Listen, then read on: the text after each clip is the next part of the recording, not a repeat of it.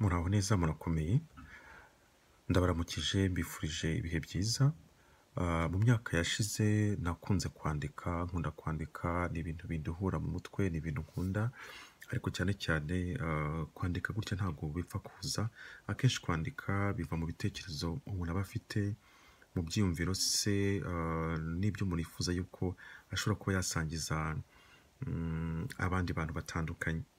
Nakunze rero kwandika amaposti menshi cyane kuri Facebook, ariko hakaba hari abantu wenda gusoma bigora, cyane ko iyo wandika ibintu bigusohotsemo, kandi ntumenye uko bije. Hari byinshi nsubiramo nkasoma nkavuga nti ibi ni njye wabyanditse, ugasanga nanjye birangoye cyane, ariko iyo bigiye kuza ntabwo mbihagarika, simenye uko bije, bisaba ko nirukanka nkajya ahantu nkicara nkandika nkabisoza, kuko iyo ntabisoje haba ari ikintu numva ntabwo binkundira, umutima urakomeza ukambwira ibintu kuko biba bisohoka byisukiranya kugira aho nyine mbishyize hanze, byamara kurangira numvise birangiye nkaba nyine natuza, nkaba nakora ibindi. Sinzi ubwo wenda ko umuntu yabisobanura, ariko hashize imyaka igera kuri ndumva niba ntibeshye imyaka nk'itanu se, nigeze kwandika post imwe kuri Facebook, hari tariki 19 z'ukwezi kwa kane mu 2014. Iyo post nayise ngo umuntu nuko tumubona inyuma tukamusobanura. Nifuje ko uyu munsi nabakorera wenda iyi video kugira ngo abatarabashije kuyumva byibura babe cyangwa kuyisoma babe bumva wenda ibitekerezo, kuko bishobora kuba byafasha wenda kumva video kurusha uko umuntu yajya gusoma. Umuntu nuko tumusobanura inyuma tukamusobanura. No, umuntu nuko tumubona inyuma tukamusobanura. Akenshi mu buzima usanga ku isi abantu dutanga igisobanuro ku muntu, cyangwa se ku muntu dukurikije ibyo tubona inyuma, cyangwa se ibyo ari byo byose amaso abasha kwirebera. Ibyo twavuga kubona umuntu uko yambaye kose, uko asa se, uko agenda, uko angana, uko avuga, abo bagendana, uko umubiri wese uteye, ibiburiho bisobanura kuri bamwe. Kubona umuntu uko yambaye kose, uko asa, uko agenda, uko angana, uko avuga, aho bagendana, uko umubiri we umeze n'iburiho bisobanura kuri bamwe ibi. Kanaka arakize, ahembwa neza, avuka mu muryango ukize, ni umunyamujyi, yatanga inguzanyo kuko asa nk'uwifite, iwe harasukuye, yakwakira randevu se kwa naka, azi Imana, umugabo we cyangwa se umugore we amufata neza, yize amashuri, ababyeyi bamufata neza, nta bibazo agira, yariye amafaranga y'igihugu, imishinga yose kugira ngo iterwe inkunga niwe bicaho, ahora mu ndege, ni umunyapolitike, ni umucuruzi yarungutse mu byo akora, ubwo yambaye kiyisilamu ni umuteroriste. Mumwakire neza, uriya muntu ashobora kuba avuye ahantu hakomeye, uriya muntu usa neza, wambaye neza, mumufate neza ko ashobora kudufasha, uriyambara neza, gusa banza ari umunebwe, uko areba asa nk'amaneko, ni umugore w'umuzungu, ntajya anezerwa, uriya muntu ananutse cyane, afite sida, arabyibushye, buriya ari ku miti, inzoga zaramwishe, ni rasta se, buriya urumogi akoraho, ahumura neza, akundira aha, aratagaguza. Hanyuma rero byagera ku wambaye nabi, cyangwa se kwambaye ibisa nabi. Uwambaye ibisa nabi ni umukene, ni umuhinzi warumbije, ni umurozi cyangwa umupfumu, agira umwanda, yanze ubuzima, niwe ugomba guterura ibintu biremereye, agomba guhaguruka kuri iriya ntebe hakicaraho undi, agomba kuvurwa nyuma y'abandi. Uwo muntu ntiyize, ni umujura, ukuntu asa, ukuntu avuga, abonye viza uriya muntu ntabwo yazagaruka. Aramutse agiye i Burayi ntiyagaruka, yahita aba impunzi, reka tumwime viza. Ese ubundi uyu nguyu yakwiga akabishobora? Ni umwirabura, buriya aje gusaba amafaranga. Ubwo ari umuzungu buriya ni umukire, ubwo ari umwirabura ntiyabasha kuyobora neza. Buriya se ubwo ari umuzungu yasangira natwe? Ubwo ari umuzungu buriya ntashobora gukunda abirabura. Ubwo kandi ari umwirabura buriya akunda gucyura indaya. Ubwo ari umwirabura kandi buriya ashobora kuba akubita umugore. Ubwo ari umuzungu cyane buriya akunda udukobwa tunanutse. Yewe ubwo ari umwirabura kandi abana be mu gihe cyo kuganira, aho kugira ngo baganire nawe, yinjira mu nzu akirukira mu byumba. Uriya muntu umeze kuriya ni indaya se, uko asa kuri abana n'umupede, ubwo ari umuseriveze buriya aryamana n'ubonetse wese, nta museriveze wiyubaha cyangwa umuseriveri.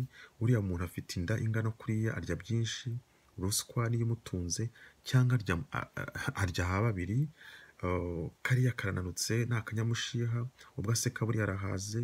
Uriya mwana ubyibushye yonse neza, ubwo avuga igifaransa ni umunyabigambo, ntacyo yakwemerera ngo agikore, ni umubirokrate, mu mikorere ntacyo mwageraho. Ubwo avuga icyongereza, akunda peteroli, ni umucuruzi, akunda gucuruza utuntu dutandukanye hirya no hino, yewe nta n'ikindi agushakaho. Niba ari umunyamerika buriya yanga abarabu, ariyemera. Ubwo ari umwarabu azi gucuruza, ubwo ari umuhinde afite iduka hafi aho, ubwo ari umudage ni umugome, ubwo ari umubreziliya buriya azi gukina umupira, ubwo afite ijisho ritukura buriya ni umusirikare, cyangwa se umugabo we yarayamuteruye. Bavandimwe banjye, fata umuntu uko yambaye, uko asa, uko agenda ateye, umushyire biriya byose mvuze haruguru, muribaza uburyo ibyo tubona inyuma byica ubumuntu, bikica umuntu bigahindura umuntu ikintu aho kumubonamo wakunganira, cyangwa yahitamo kuba nyamwigendaho, ukamwubahira, ukabimwubahira, ntumufate nk'umwanzi cyangwa uje kugutwara akazi. Ese ibyo tureba inyuma kuki byasobanura umuntu nkaho nta bwenge twahawe ngo dushakire ibisobanuro by'umuntu imbere mu mutima, nk'uko natwe twumva bakwiye kutubona? Ese uko wibona neza kuki abandi bo atari ko bakwibona neza? Ese uko wibona neza kuki undi we ataba ariko ari? Ikikubwira kuri mwiza kuki abandi bo kitababwira ko ari beza? Kuri njye bavandimwe, kuri njye mbona ari twe tugira uruhare runini mu gutuma isi ihinduka, kuko benshi hirya no hino ku isi imyumvire ya bamwe ituma tumara umwanya,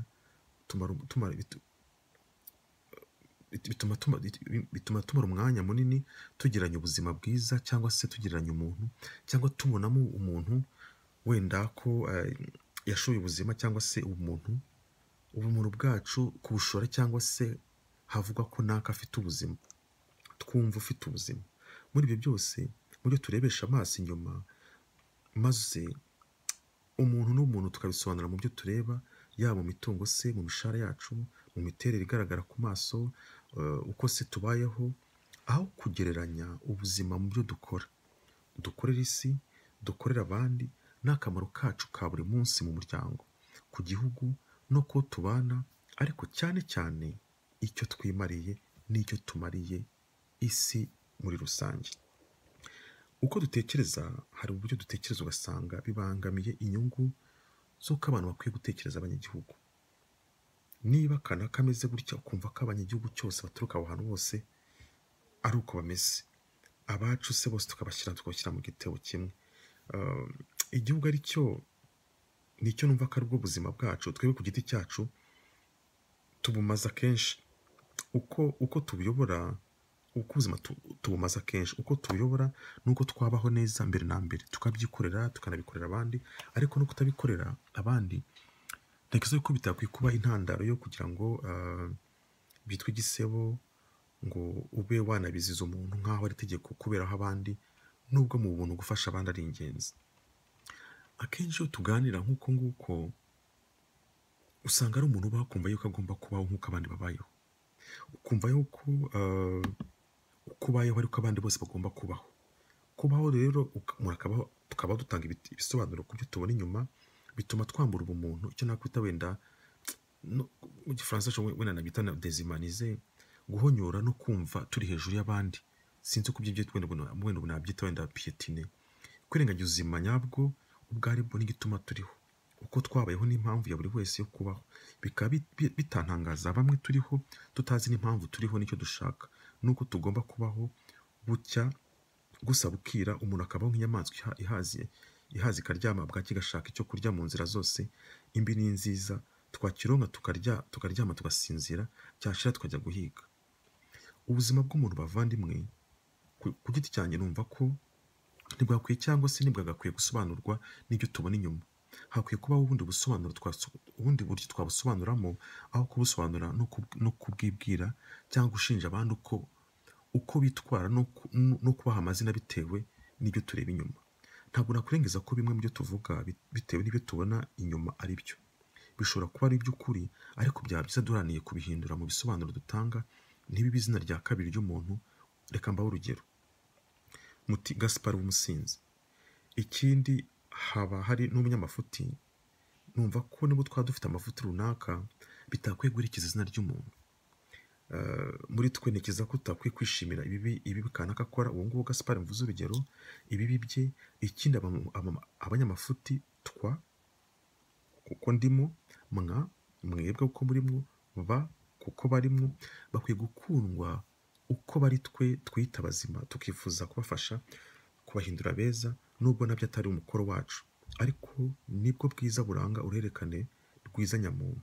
Bakwiye kugirwa rero inama aho gukwendwa. Ntibakwiye kugirwa intero yo gusekwa, gukwena, cyangwa se naka uriya, muri za mvugo tuzi benshi zikoreshwa mu kwica umuntu, kwica umuntu.